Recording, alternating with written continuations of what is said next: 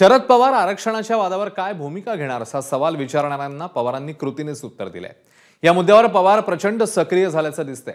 आता हे सक्रिय होणं केवळ विधानसभेच्या राजकारणासाठी आहे की प्रश्नाची तड लावण्यासाठी, असा प्रश्न आता महाराष्ट्राला पडलाय।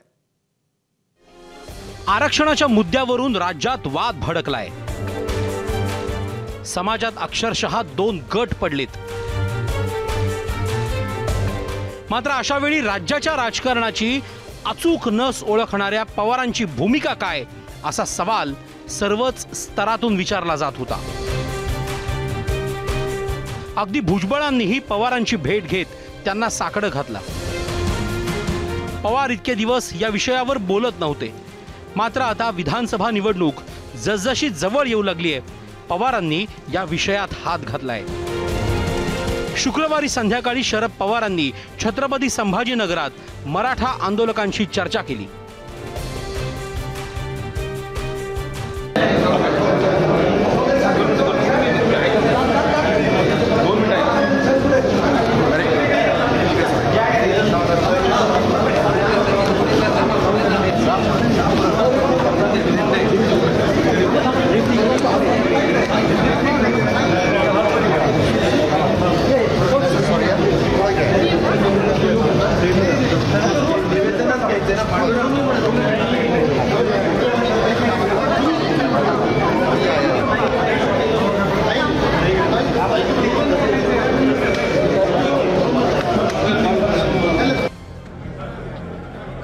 शनिवारी सकाळी पुन्हा शरद पवार मुक्कामी असलेल्या हॉटेलमध्ये मराठा संघटनांचे आंदोलक दाखल झाले।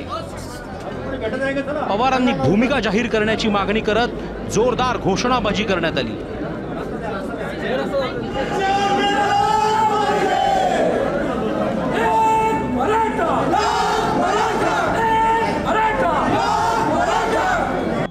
मात्र आता शरद पवार या विषयावर थेट भूमिका घेऊ लागलेत।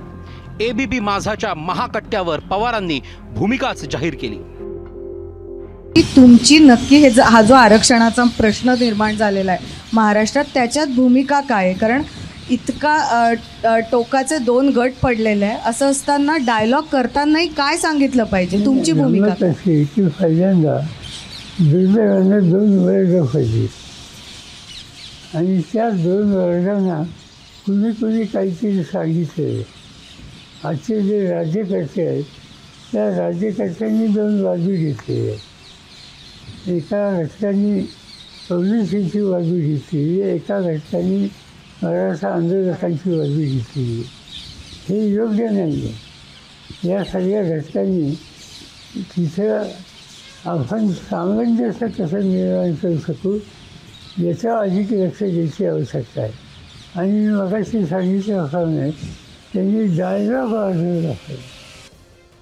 संसदेचं अधिवेशन संपल्यावर थेट बीड आणि जालन्यात जाऊन तिथल्या लोकांशी चर्चा करणार असल्याचं पवारांनी जाहीर केलं। त्याचबरोबर सरकारलाही एक महत्त्वाचं आवाहन पवारांनी केलंय।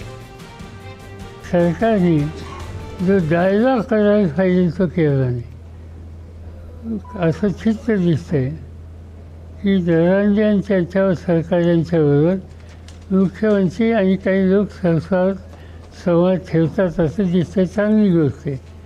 आणि दुसरे जे घटक आहेत त्याला विरोध करणारे त्यांच्याशी सुद्धा सरकारमध्ये दुसरे लोक ते सुसंवाद ठेवतात। हे कशासाठी?